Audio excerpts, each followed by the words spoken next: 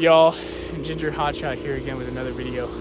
We are here in Amarillo, Texas at our home base. You can tell because there's trailers everywhere.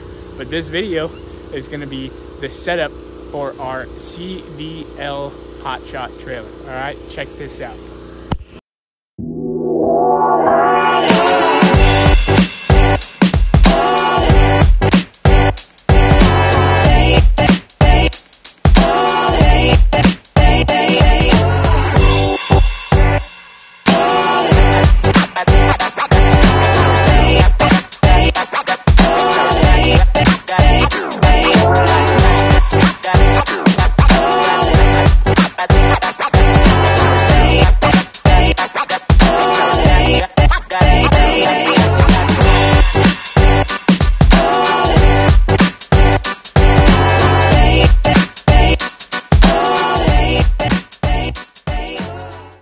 Alright, so first of all, I just gotta come over here and say hi to Big Blue.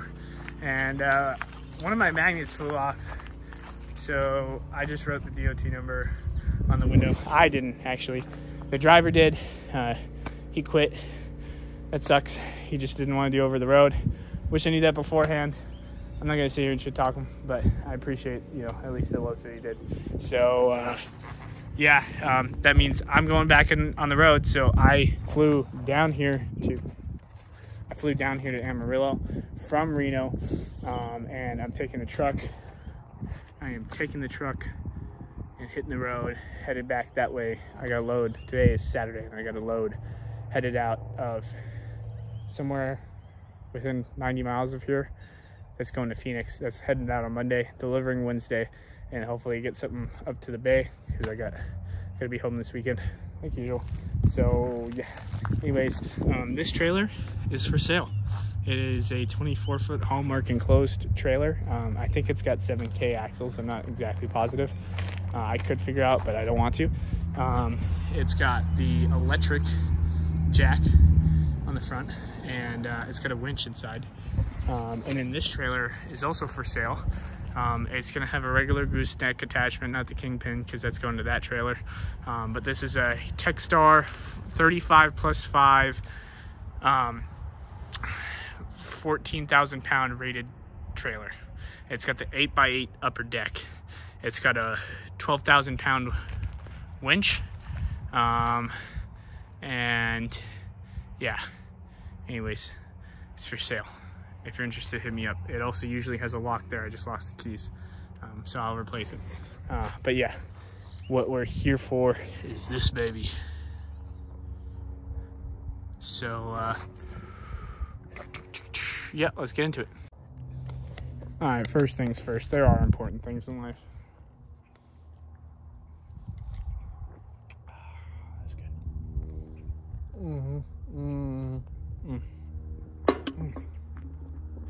All right, let's get into this.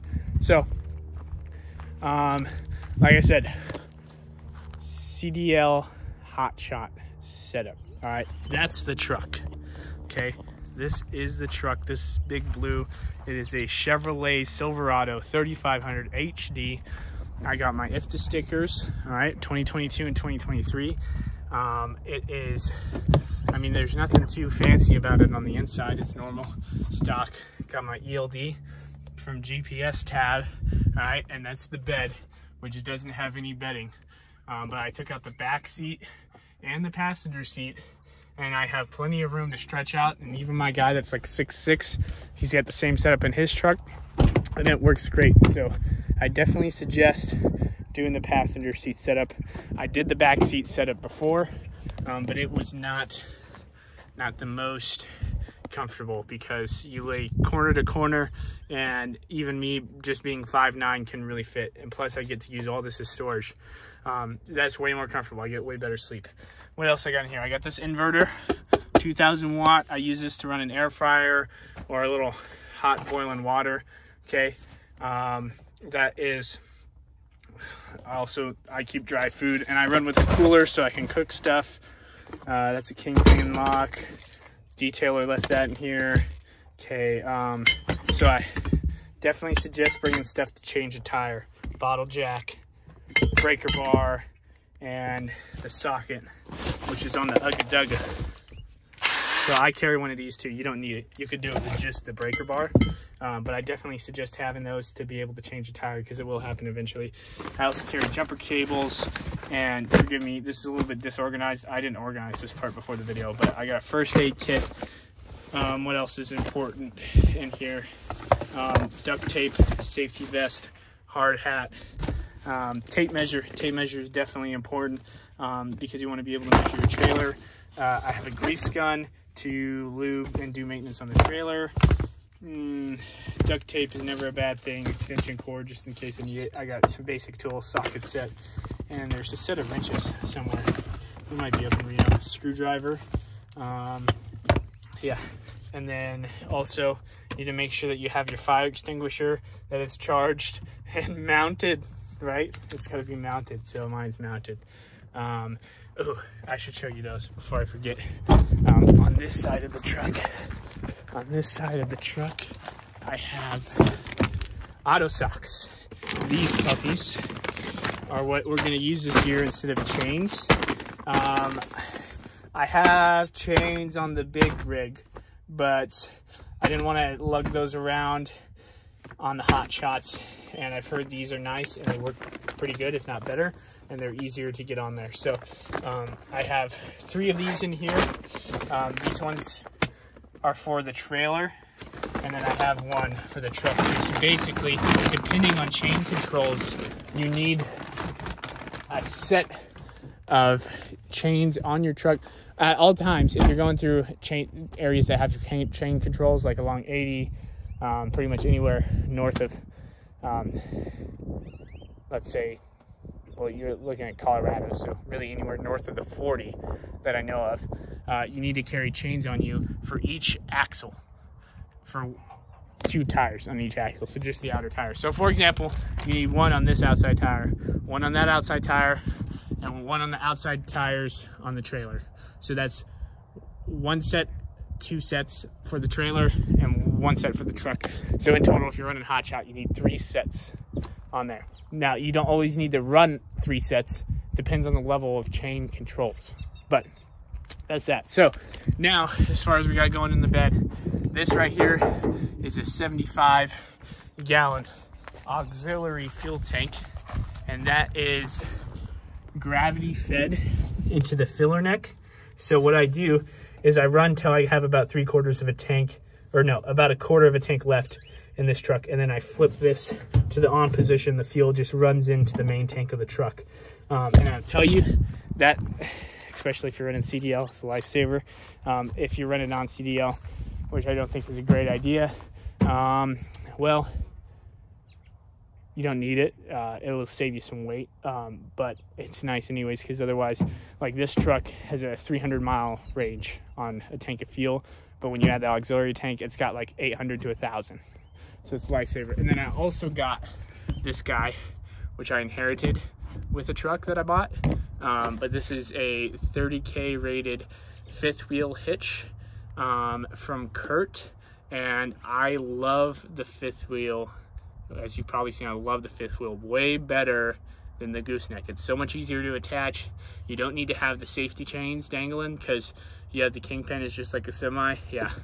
And then I got a cooler to keep stuff cool. I actually have a better cooler at home, but that was the one I gave the driver. So that's the truck real quick. Oh, I also got airbags in there that I custom mounted, so they may not look professional, but they work. Airlift airbag suspension, which really makes the ride a lot nicer. Those run between 70 and 100 PSI. So now as far as the trailer goes, I'm switching from that trailer to this trailer, so I got to switch this guy out and add that guy. I'll do a video on that. I got to take these chains off because those chains will go with that trailer. I don't need the chains. And yeah, this is what I got with the trailer. So this is a PJ. It's rated for 25,000 pounds, which I think with big tech said be like a 4-gen. It's a 2018, and you can see right here somewhere 25,000 pounds, GBWR. I definitely got to get a new label for this because it is wearing off.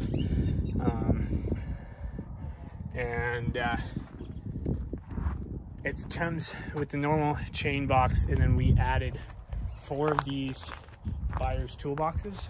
I think those are 18 by 18 by 24. So that's really nice having those. Now, I probably, if I was doing it again, I wouldn't place them there. I'd either place them all the way on the front, or I'd place them all the way by the tires, because basically that's the lowest point of the trailer. So I'm always worried about them scraping, but it hasn't yet. At least I haven't done it. I don't know if anyone else has done it. Important part that you always get a DOT inspection done on your equipment. Okay, so this is what I got set up. Straps, chains, binders, corner protectors, dunnage, tarps, bungees. That's pretty much it. I've inherited a lot of stuff from buying and purchasing equipment. My favorite is Mytee products. It's pretty good. If you guys want, you can hit my link. It's down below in the description. But they do have pretty quality products, so most of the stuff is from them. Not all of it. Like those little strap doohickeys aren't, but they do have those. I don't know why this bungee is here. It's in the wrong spot. But we'll start here. So let's go over the basics that you need to start. This is what you absolutely have to have to be able to start doing CDL hotshot. You need at least 10 ratchet straps. These are 2-inch ratchet straps. These are rated for 3,300 pounds in each. All right. Let's see. I have 2, 4, 6. I have 12 here. Like I said, I've inherited some stuff. You need at least 10 of those, at least, to start. And obviously with the ratchet straps come the ratchets themselves. I prefer the ones, and you can get these from Mytee, but they have the long tang on them versus the ones with the short tang. These are a lot harder and a little bit more awkward. So I like the ones with the long, I don't know, I call it tang. I don't know what it is. But anyways, pretty good products. Okay, so you need 10 ratchet straps, and then you need corner protectors. You could survive with these, but these are much better. But anyways, you need, if you got 10 straps, you want at least 20 corner protectors, okay? And then I started with 6 chains and binders, just like this. And these are 5/16 inch transport chains. I think I got these from US Cargo, but they're 20 feet, which you don't necessarily need 20 feet. But that's what these are. And then same place for these. So the 5/16 works. The binders are the same. And then you also need bungees. And I would get at least 25 bungees per tarp at minimum. At minimum, you probably need more than that.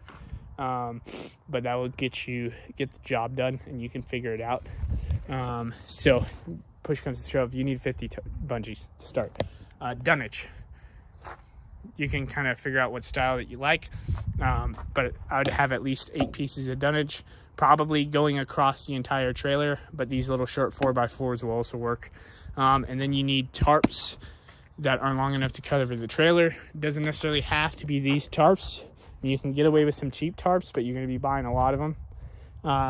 And let's see, that's it. That's what you need to be able to do. These are 20, I want to say they're 27 by 18 foot tarps with 6-foot drops.